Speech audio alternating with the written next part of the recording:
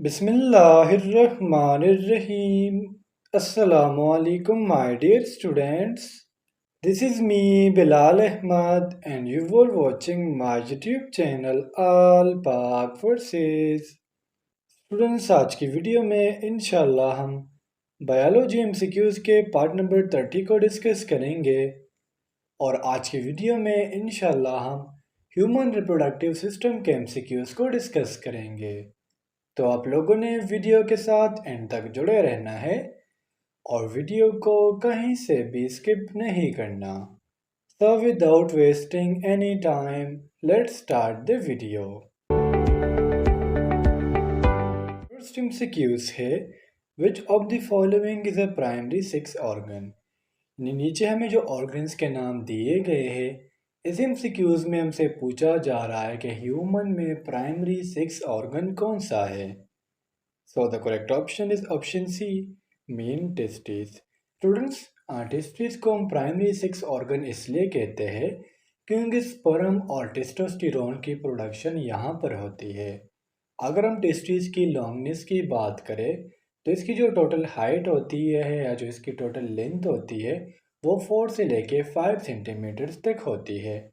अगर हम इसकी वाइडनेस की बात करें, विड्थनेस की बात करें तो वो 2 से लेके 3 सेंटीमीटर तक होती है। और अगर हम टेस्टिस की वेट की बात करें तो 10 से लेके 14 ग्राम्स तक टेस्टिस की वेट होती है। एक्सक्यूज नंबर 2 है हमारा which substance present in seminal vesicle is thick and yellowish secretion. Students first of all हमें सेमिनल वेसिकल का पता होना चाहिए कि सेमिनल वेसिकल क्या होता है। सेमिनल वेसिकल को हम दूसरा नाम देते हैं सेमिनल ग्लैंड का, जो मेल पेल्विस में प्रेजेंट होता है। और फिर जो सेमन होता है इसका टोटल 70% जो कॉन्स्टिट्यूएंट होता है वो सेमिनल वेसिकल प्रोवाइड करता है। लेट्स सपोज अगर मैंने कहा कि सेमन टोटल 100% है तो इसमें जो 70% परसेंटेज है ये हमारे पास सेमिनल वेसिकल प्रोवाइड करता है। और सेमिनल वेसिकल में हमारे पास जो थिक और येलोविश सिक्रेशन होती है वो है sugar, fructose and prostaglandin.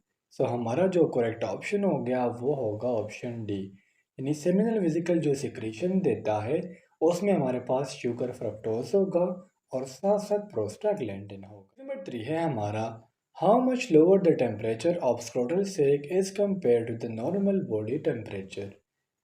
Students देखिए, टेस्टिस जिस सैक में प्रेजेंट होती है उसे हम नाम देते हैं स्क्रोटल सैक या सिंपली हम इसे स्क्रोटम का नाम देते हैं। हमारी बॉडी का जो टेम्परेचर है वो है 37 डिग्री सी, जबकि सीमन या जो स्पर्म है वो इस टेम्परेचर पर अपने आप को मेंटेन नहीं रह सकते, वो अपनी शेप को डीजनरेट कर देते हैं। सो जो स्क्रूटल सेक है इसका टेम्परेचर बकाया बॉडी से 3 डिग्री से कम होता है।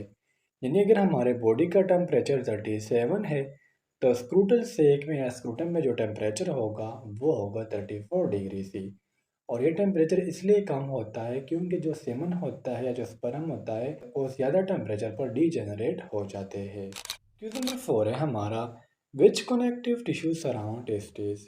स्टूडेंट्स चूँकि टेस्टिस को प्रोटेक्शन की तो ज़रूरत होगी, ऑलरेडी स्क्रूटम में प्रेजेंट हुए हुए हैं, लेकिन टेस्टिस के इर्द गिर्द एक और प्रोटेक्टिव लेयर होता है और उस प्रोटेक्टिव लेयर को हम नाम देते हैं tunica albuginea.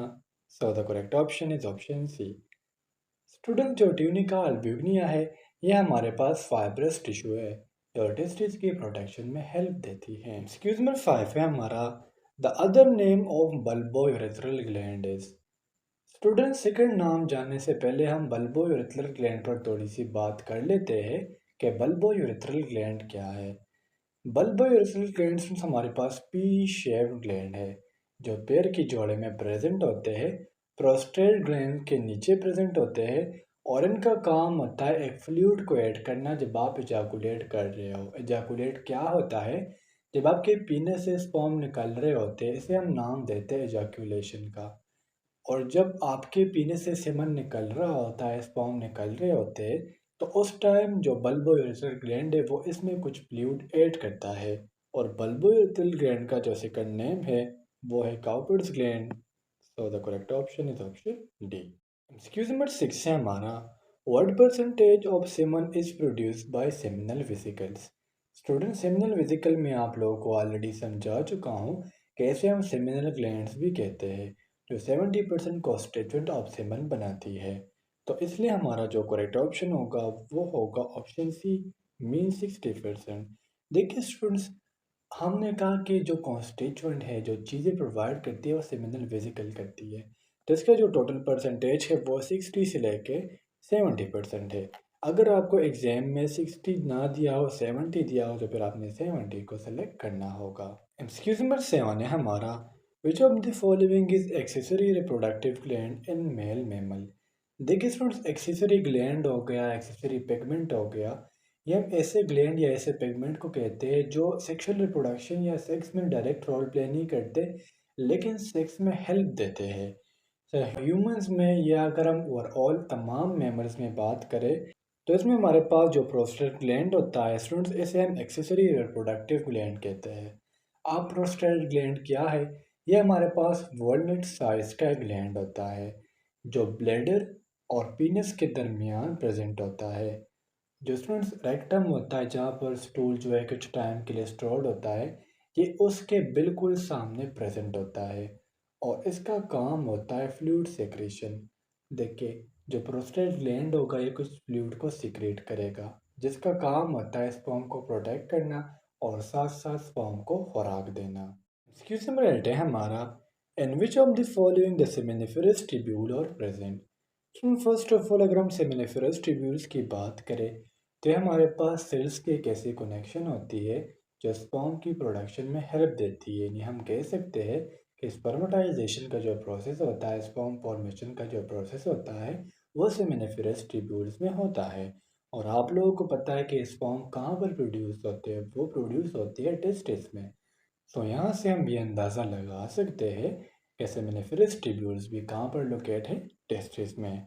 So the correct option is option C. Excuse number 9 है हमारा, interstitial which cells are present in interstitial space between seminiferous tubules। Friends, interstitial spaces का तो आप लोगों को पता होगा, इन्हें अगर दो सेल्स है तो इनके दरमियान जो स्पेसेस होती है, इसे हम नाम देते हैं इंटरस्टिशियल स्पेसेस का।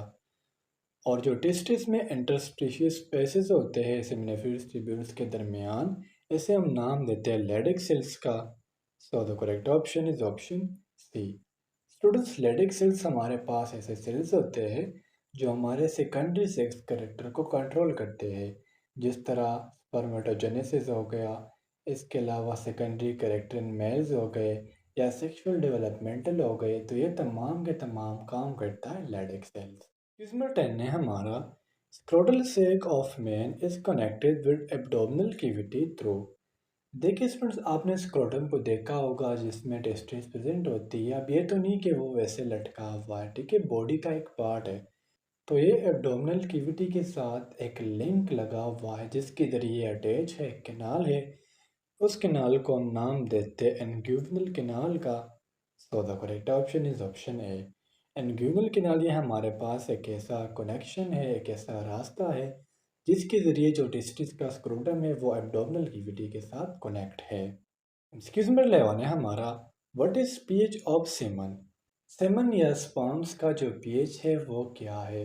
बेसिकली स्टूडेंट, सेमन में हमारे पास कुछ कॉपर्स ग्लैंड का सिक्रेशन होता है, इस तरह प्रोस्टेट ग्लैंड का सिक्रेशन होता है, और इसमें स्पर्म्स होते हैं। तो इन तीन चीज़ों को कलेक्टिवली हम नाम देते हैं सेमन का। और सेमन का हमारे पास जो बेस्ट पीएच है और 7.2 से लेके 7.6 तक है। So the correct option is option B. आप लोगों को पता है कि 7 एसिडिक पीएच होता है, 8 हमारे पास न्यूट्रल है, और 8 से 14 तक लेके हमारे पास बेसिक पीएच होता है। अगर आप सीमन की पीएच को देखो तो स्लाइडली बेसिक है, या स्लाइडली हम से कह सकते हैं कि न्यूट्रल है। अगर पीएच इससे कम होगा या ज़्यादा होगा तो स्पर्म्स की डीजनरेशन स्टार्ट हो जाती है, और वो आपके रिप्रोडक्शन पर काफ़ी असरअंदाज हो सकता है। नंबर 12 है हमारा, testicular degeneration and other reproductive disorder in mammals are due to deficiency of। Instant, जो आपके टेस्टिस जिस सेक में प्रेजेंट है उसकी डिजेनरेशन यानी इसका ख़त्म होना, और साथ साथ इसके अलावा जो अदर रिप्रोडक्टिव डिसऑर्डर्स है, ये कौन से विटामिन की कमी की वजह से आता है। So the correct option is option C, mean vitamin E. तो विटामिन के हमारे पास डिफरेंट टाइप्स है, जिसमें विटामिन ई हमारे रिप्रोडक्टिव सिस्टम के साथ कनेक्ट है। विटामिन ई क्या करता है, स्पर्म की मोटिलिटी को इफेक्ट करता है। इसके अलावा अगर स्पर्म ने एक के साथ फर्टिलाइजेशन के लिए पहुंचना हो तो उसके लिए भी विटामिन ई की बहुत ज़्यादा ज़रूरत होती है।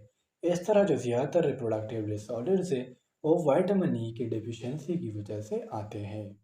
एक्सक्यूज मी 13 है हमारा, what is the function of bulbourethral gland secretion. Friends, हम बल्बोयूरेथ्रल ग्लैंड को समझ चुके हैं कि इसको हम दूसरा नाम कापर्स ग्लैंड भी दे सकते हैं। और इसका हमारे पास जो करेक्ट ऑप्शन है वो है option C, mean serve as lubricant during sexual intercourse. And friends, अगर आप हैंड प्रैक्टिस कर रहे हो, पार्टनर के साथ सेक्स कर रहे हो, उस टाइम पर जब आप इजाकुलेट करते हो, आपके पीनस से स्पर्म निकल रहे होते हैं, तो कापर्स ग्लैंड का काम होता है कि इसमें फ्लूइड को ऐड करे और इससे हमारे पास क्या आता है, एक सेक्सुअल प्लेयर आता है। क्वेश्चन नंबर 14 है हमारा, what is provided to sperms by secretion of seminal vesicle. So seminal vesicle हम काफ़ी दफ़ा डिस्कस कर चुके हैं आज की वीडियो में, जिसे हम सेमिनल ग्लैंड्स भी कहते हैं। और इनका काम होता है स्पर्म को लुब्रिकेशन देना। So the correct option is option C. Number 15 है हमारा, seminiferous tubules are composed of. Students, seminiferous tubules already मैं आप लोगों को बता चुका हूँ कि ये हमारे पास कुछ ऐसे ट्यूब्यूल्स है, ऐसे सेल्स है जिनका काम होता है स्पर्मेटोजेनेसिस को करवाना। स्पर्म की जो प्रोडक्शन होती है वो सेमिनिफेरस ट्यूब्यूल्स में होती है। और इसमें हमारे पास जो एपिथेलियम प्रेजेंट है उसे हम नाम देते हैं जर्मिनल एपिथेलियम का। So the correct option is option ए। तो स्टूडेंट्स, ये थे आज के हमारे ह्यूमन रिप्रोडक्टिव सिस्टम के एमसीक्यूज़। उम्मीद करता हूँ आपको तमाम एमसीक्यूज़ क्लियर हुए होंगे। और अगर फिर भी आप लोगों को कोई कन्फ्यूजन हो, कोई डाउट हो, तो आप लोग मुझसे कमेंट सेक्शन में पूछ सकते हो। इंशाल्लाह अगले वीडियो में मिलते हैं। तब तक के लिए मुझे इजाज़त दीजिए। मुझे अपने दुआ में याद रखिए। अल्लाह हाफिज़।